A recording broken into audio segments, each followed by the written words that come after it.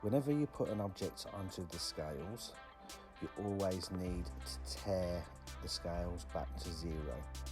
In this case, a scale pan has been put onto the scales and then the flour is being weighed on this.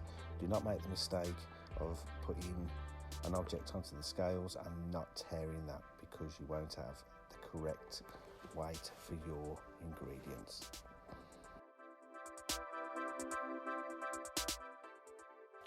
Always keep your yeast away from the salt. The salt can seriously damage the yeast or even kill the yeast when it comes into contact with it. Good practice would be to keep your yeast away from all the ingredients until you're ready to mix. Conditioner is also known as vitamin C, also known as ascorbic acid. This means when you add this ingredient into your dough, you can process your dough straight away after mixing. This is also used for all M.D.D doughs, mechanical dough development. Every recipe will have a dough temperature.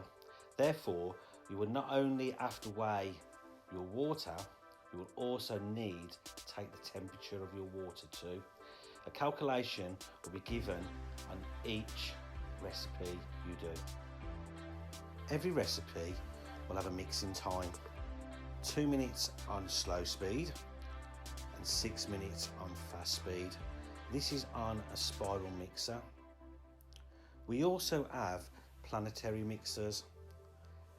Now sometimes this can vary with a planetary mixer.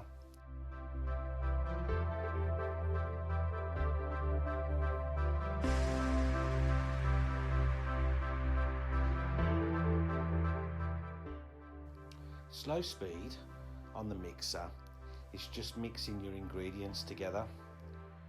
Once this swaps over to the faster speed, this is when a dough starts to form. This is when the gluten is starting to form too. This will give the stretchiness in your dough.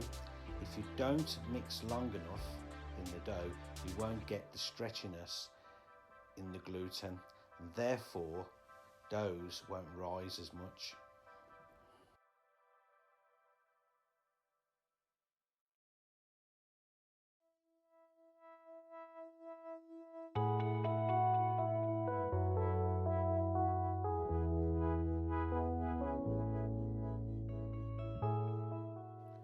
Waiting for the mixer to stop fully is a health and safety precaution.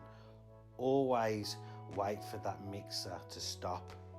Never ever put your hands inside the mixer when the spiral hook is moving.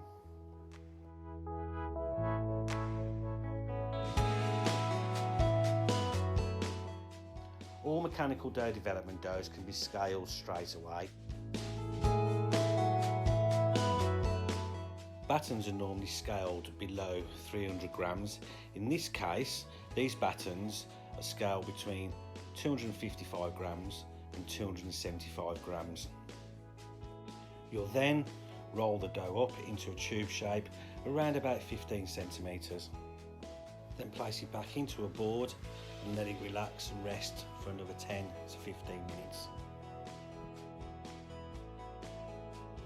This will just relax the gluten a little bit because it's quite elastic at the moment. Then after them 10 to 15 minutes, the dough will become more extensible. That means you'll be able to mould the dough a lot easier.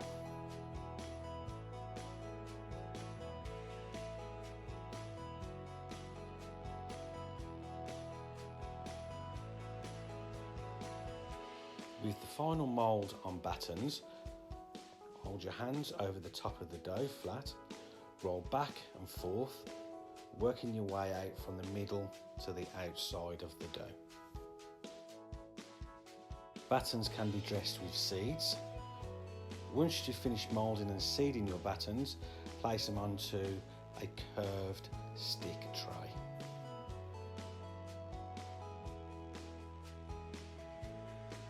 We can also use machines to mould our dough. We have machines that are called final moulders. We also have machines called bun divider moulders.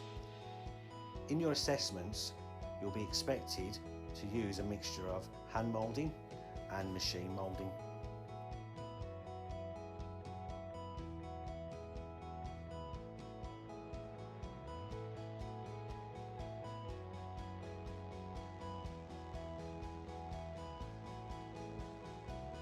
After you finish moulding your dough, we'll go into what we call a prover.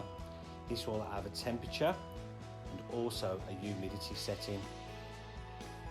After proving your batons, you can then cut them. You can either do 3 diagonal cuts or you can do just 1 cut down the middle. All ovens are different when it comes to baking. You need to make sure that you've got the right temperature and the right time for your bread.